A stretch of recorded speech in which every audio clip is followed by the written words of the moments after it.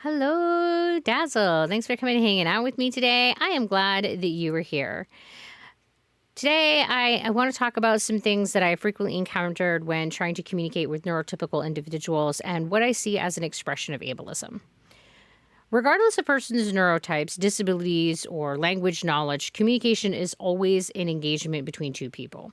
As such, in order for that exchange to be reciprocal, both parties really must put forward an effort to reach an understanding.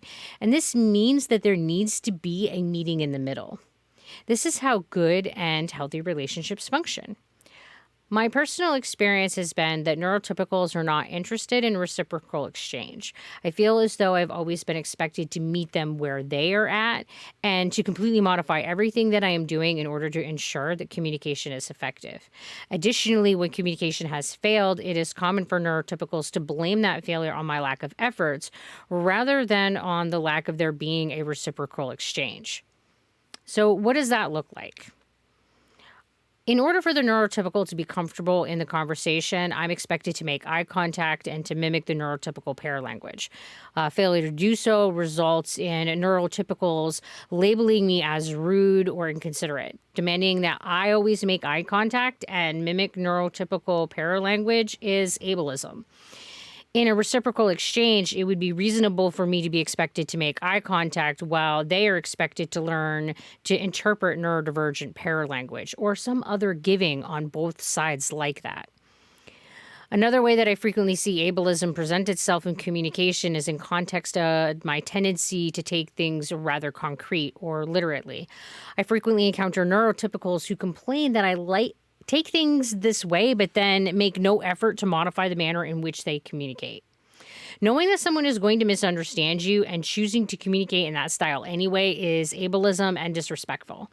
When someone knows that my brain works this way but chooses not to modify their communication, they are refusing to make a genuine effort in expressing their information in a clear and understandable way.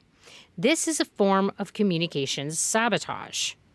If they were interested in having a reciprocal conversation, they would make efforts to change the way that they speak to me. They would use less sarcasm and jokes. They would change their language to be more concrete and direct rather than expecting me to read between the lines. They would make an effort to assess that I have, in fact, understood what they were trying to express. Similar to the previous example is when I need people to repeat themselves because my auditory processing disorder is impairing my ability to receive the information that I'm being given. When a person refuses to repeat themselves or otherwise modify their communication method, they are thrusting the full responsibility of the conversation onto me and are sabotaging that conversation. When I've asked neurotypicals to repeat themselves, I frequently hear, never mind, it wasn't important, rather than getting a repeat of the information or that information being presented in a different manner. The message that this sends is that communicating with me is not valued and it isn't important to ensure that I'm included in the conversation. This is dismissive of the fundamental human need of belonging. If a person is interested in a reciprocal communication, they would, as a very minimum, being willing to repeat what they have said as many times as needed for me to understand what was said. A better approach would be to try wording it a little bit differently to allow my brain a different angle of processing. An excellent approach is to offer communication styles such as texting to each other or writing the information down or even using sign language, depending upon the skills available to the people communicating. But to declare that repeating information is frustrating and thus not worth doing is neither reciprocal nor respectful. No matter how annoying or frustrating you may find my difficulty to process information, I promise you that it is more annoying and frustrating for me. For you, this is a brief interaction. For me, this is every interaction I have.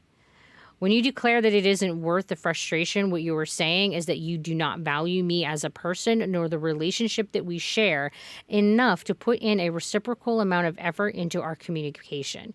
It sends the message that I am unimportant and of less value. There's no style of communication nor language to communicate within that is better than any other. There are no communication tools that are not worthy of use.